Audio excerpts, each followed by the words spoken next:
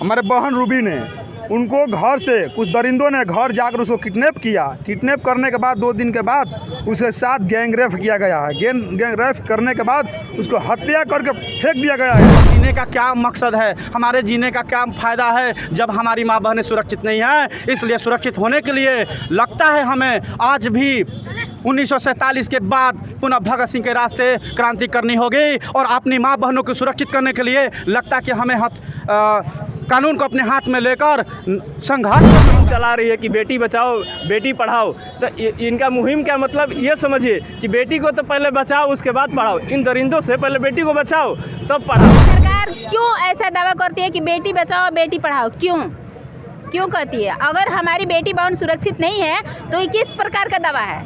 कहने से तो होगा नहीं।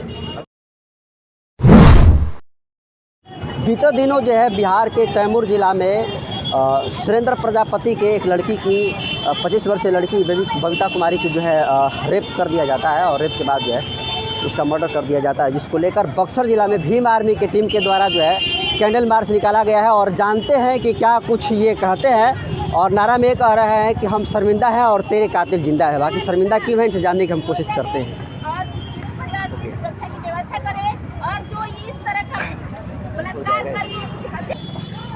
रेड चल रहा है। बीते दिनों बिहार के कैमूर जिला में एक रूबी नाम की लड़की की हत्या कर दी जाती है और हत्या जो है दुष्कर्म करके की जाती है। और इसी मामले को लेकर आज बक्सर भीम आर्मी की टीम जो है कैंडल मार्च निकाली है और आप देख सकते हैं नारा भी निकाल रहे हैं कि रूबी तेरे कातिल जिंदा है, हम शर्मिंदा हैं। बाकी शर्मिंदा क्यों है सर आप लोग? देखिए, सबसे दुख की ये बात है कि हम लोग इसलिए शर्मिंदा है कि इस कानून को हम लोग मानते हैं और कानून के बंदे में है। हम लोग कुछ नहीं कर पा रहे हैं और हमारे बहनों बेटियों को दिन दहाड़े हत्या होता है, उसके साथ रेप होता है, इसलिए हम लोग शर्मिंदा है। जिस तरह से कैमूर जिला के पानापुर के रहने वाली हमारे बहन रूबी ने, उनको घर से कुछ दरिंदों ने घर जाकर उसको किडनैप किया। किडनैप करने के बाद 2 दिन के बाद उसके साथ गैंग रेप किया गया है। गैंग रेप करने के बाद उसको हत्या करके फेंक दिया गया है। और यहाँ का पूरी माने बिहार के नहीं पूरी देश के ही पुलिस प्रशासन के लोग कान में तेल डालकर सोए हुए हैं। अगर ऐसा नहीं कार्रवाई नहीं करते हैं, लोगों को न्याय पर भरोसा है, हमें भी भरोसा है। लेकिन मैं नौजवानों को संदेश देना चाहूँगा कि जब जुल्म अत्याचार हुआ है, लोगों ने अपना तरीके से हथियार उठाकर लड़ने का भी प्रयास किया है। मैं बता दूं कि भारत की धरती वीरों की धरती रही है। मैं नौजवानों को ये संदेश देना चाहता हूँ कि न्याय प्रक्रिया पुलिस प्रशासन के लोग अपने दायित्वों को अगर नहीं निभा रहे हैं तो जिस दिन भारत के लोग और खासकर नौजवान इंकलाबी बन जाएंगे, भगत सिंह बन जाएंगे, संभालना मुश्किल हो जाएगा।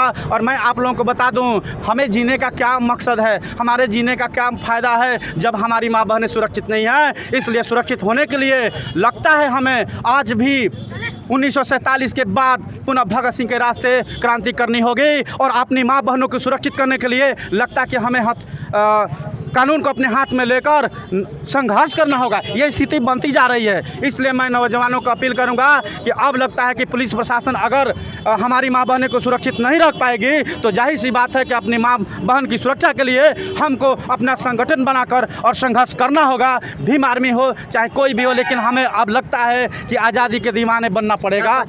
भीम आर्मी जिला मुख्य प्रवक्ता सह भगत सिंह विचार एकता मंच संचालक। बिल्कुल। और आज मौसम भी प्रतिकूल है, इस बात का जीता जागता उदाहरण है कि जब एक कैंडल अपने हाथ लिए हैं हाथ में तो आप देख सकते हैं कि किस तरीके से मौसम प्रतिकूल है। इसके बावजूद भी कैंडल इनके हाथों में जल रहा है। क्या कहिएगा सर? जी, ये घटना बहुत निंदनीय है।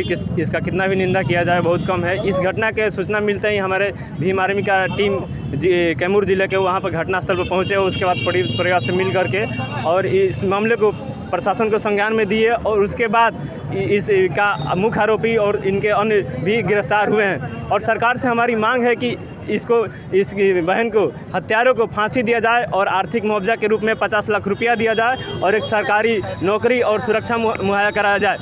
और जिस तरीके से सरकार ये मुहिम चला रही है कि बेटी बचाओ बेटी पढ़ाओ, तो इनका मुहिम क्या मतलब ये समझिए कि बेटी को तो पहले बचाओ उसके बाद पढ़ाओ। इन दरिंदों से पहले बेटी को बचाओ तब पढ़ाओ। ये देख ही रहे दरिंदा बार बार हत्या और रेप कर दे रहे हैं और सरकार इस पर कुछ भी संज्ञान नहीं ले रही है। बिल्किस बानो की तरह इसी तरीके से होता है। बिल्किस बानो के साथ जो है रेप होता है और रेप के बाद जितने सारे इस केस में जो मुजरिम शामिल रहते हैं, आरोपित रहते हैं, उनको जो है या सेंट्रल गवर्नमेंट के द्वारा छोड़ दिया जाता है। तो क्या होगा, लोग पकड़ाएंगे और छोड़ दिए जाएंगे। क्या कहिएगा जिलाध्यक्ष साहब? देखिए, जो भी घटना हुआ है बहुत निंदनीय घटना है, ठीक ना।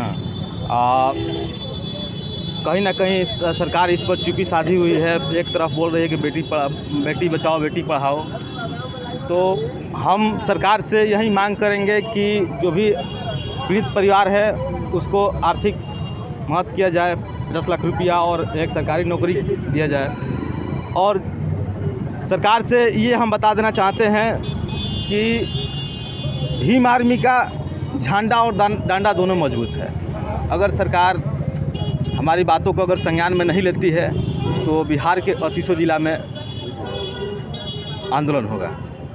चलिए, तो ये बबलू जी थे भीम आर्मी जिला महिला विंग अध्यक्ष है। क्या कहिएगा मैम? जी, मैं ये कहना चाह रही हूँ कि जिस तरह से सरकार दावा करती है कि बेटी बचाओ और बेटी पढ़ाओ, जो हमारी माँ बहन और जितने भी बेटी हैं वो घर से बाहर निकल कर पढ़ने की कोशिश करती है और पढ़ती भी है, लेकिन अपने आप को सुरक्षित महसूस नहीं करती है। तो ये सरकार क्यों ऐसा दावा करती है कि बेटी बचाओ बेटी पढ़ाओ? क्यों कहती है? अगर हमारी बेटी बहन सुरक्षित नहीं है तो ये किस प्रकार का दावा है? कहने से तो होगा नहीं। झूठा दावा है सब। हाँ, झूठा दावा है, क्योंकि हमारी बेटी बहन को आज भी सुरक्षित नहीं है। कहीं भी खींचकर कोई बलात्कार किया जाता है, कोई भी, उन लोगों के अंदर डर बना रहता है। कहीं भी जाती है तो उनके अंदर डर बना रहता है। तो क्या लगता है आप लोग की आवाज़ उठाने के बाद कुछ प्रभाव पड़ेगा? जी, हम ये चाहते हैं कि हमारी बेटी बहन अपने आप में होशियार हो जाए, और ये हमको लगता है कि हमारी बेटी बहन अगर होशियार हो जाती है तो किसी को आंख दिखाने के लायक नहीं होगा। चलिए, तो आप देख सकते हैं कि पूरे भीम आर्मी के जो बक्सर जिला कमेटी है वहाँ पर आई हुई है, और आप देख सकते हैं मौसम भी प्रतिकूल है, बारिश है। बारिश में लोग लगातार अपने हाथ में कैंडल मार्च लिए हुए हैं। बाकी मैं नरेंद्र बसंतु, कैमरे पर साथी है नंदलाल जी। आप जनतंत्र खबर देख रहे थे, धन्यवाद।